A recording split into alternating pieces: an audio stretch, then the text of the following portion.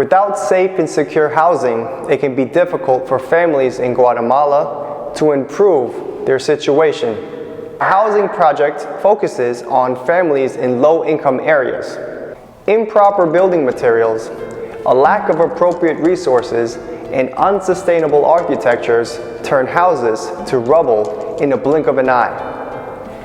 Many indigenous families live in makeshift homes that are constructed of nothing more than cornstalk or cardboard walls. Living in these conditions strips families of their dignity and hope while fueling chronic health problems.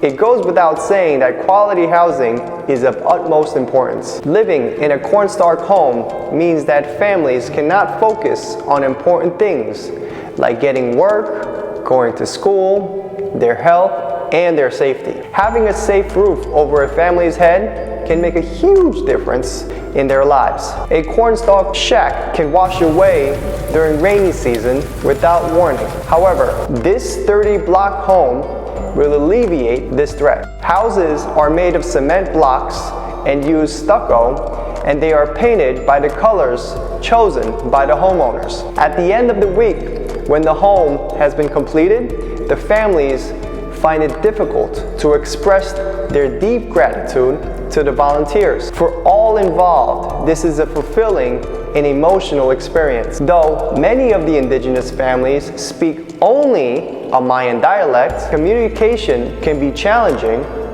Smiles, laughter, and joyful tears are universal. From houses to homes enter the indigenous communities to work with some of the poorest of the Guatemalan families to replace a cornstalk shack with a block home that is culturally appropriate. It is affordable and easy to maintain. This 13 by 19 foot block home has a great impact on the family.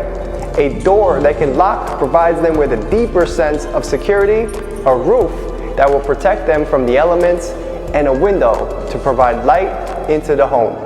I had the opportunity to go volunteer in Guatemala for a non-for-profit grassroots organization called From Houses to Homes, or the Casas de Hogares. There were many reasons at this point in my life that I wanted to go, and I had to go. I'll explain more about that in another video. If you guys are interested, you guys can leave a comment down below.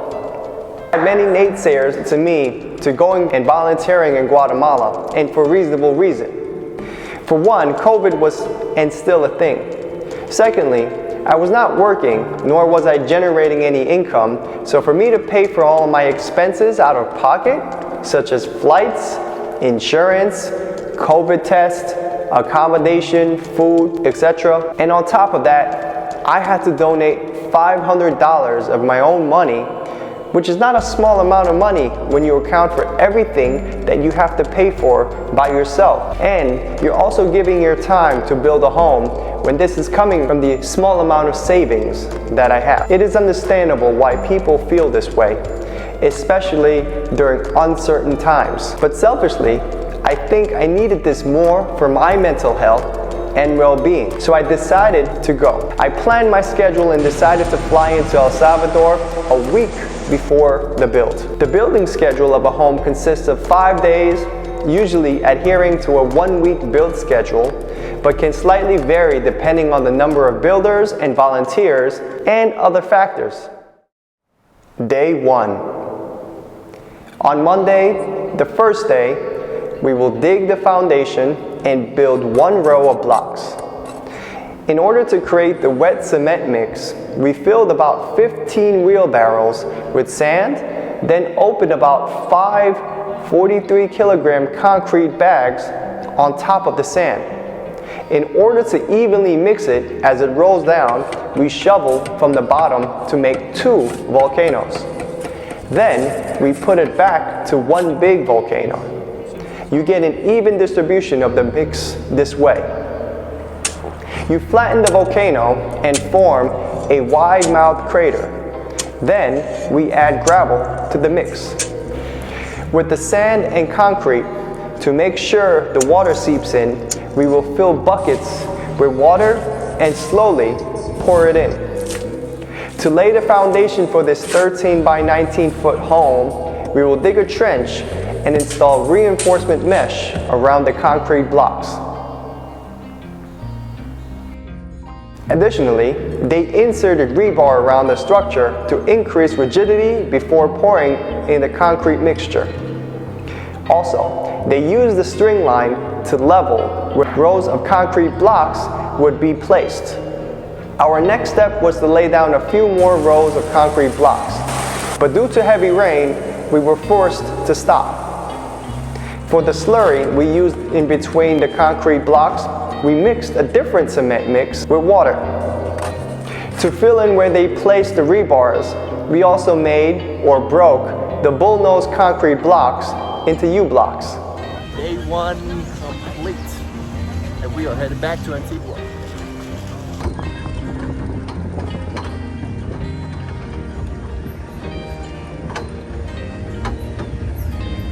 How was your first day volunteering?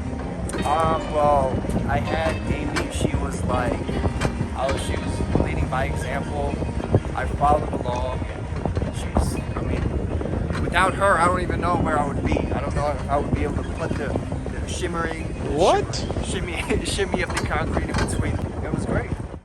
So today was my actual first day of volunteering for Houses to Homes, and I met Amy, my friend that I haven't seen her about 7 years, and we actually met in Ecuador, in Baños, in South America. And funny story was, throughout my time trying to get to Panama and that not working out, I messaged her. She was in Guatemala at that time, and she was volunteering, and I got in contact, and then talked to her, And kind of long story short, I messaged her, and then she was coming back, so that's how I got to plan to make this happen for these 2 weeks to volunteer to build homes here in Guatemala, near Antigua. The place that we went to is Las Flores, and I think this organization has built over 1,600 homes, and my friend Amy, she's been coming for the last 7, 8, 9 years, and she's built 30 homes already. It was a great day, great first day.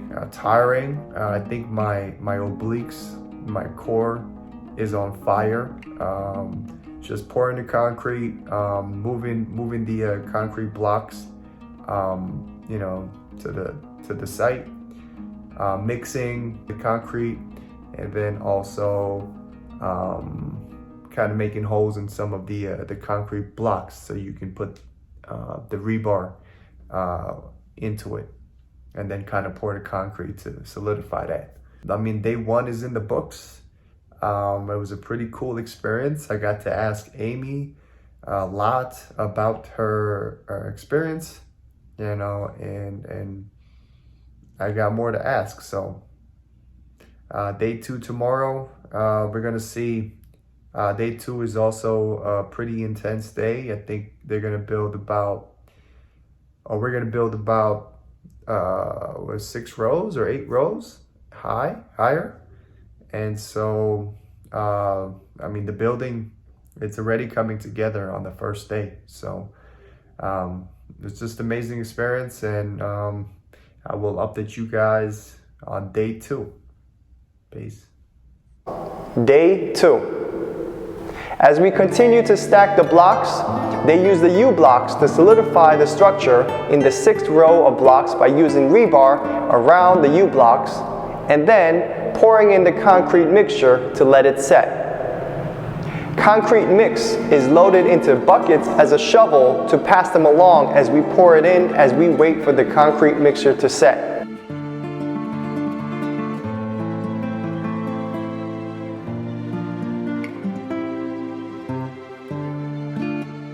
On the 6th row, we prepare the scaffolding in wooden planks so we can construct the last 6 rows and the roof. A few concrete blocks are also placed on the middle section for support. During our lunch break, I got my hair braided by one of the daughters, and I loved how it came out.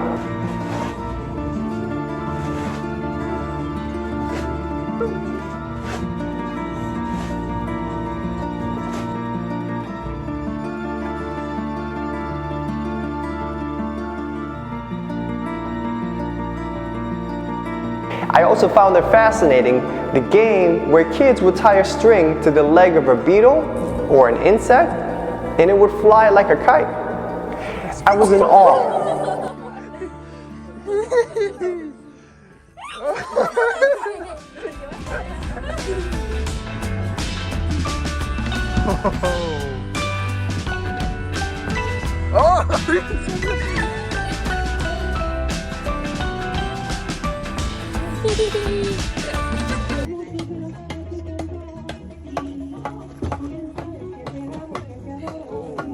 Oh, get on my face.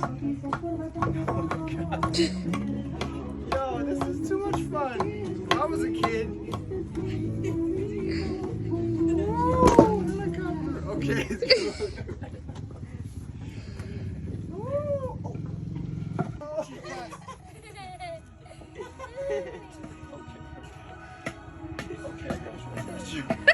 Oh my God. Perhaps it was me growing up in the city, or maybe it was my childhood, but I was never exposed to this type of entertainment. Even at my age, I had so much fun. I can imagine what kids would do for hours. After lunch, we would continue to lay the blocks and shimmy the cement mixture in between each one.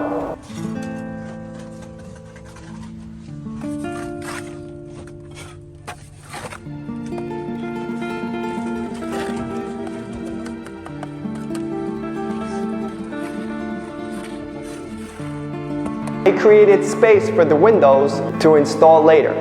The bricks were broken in such a way that they could fit and mold to certain areas like the door and the window. They reinforced it with a wooden plank in order to be able to place the blocks on top of it. It is also important to note that when they order a specific number of blocks, they account for breakage.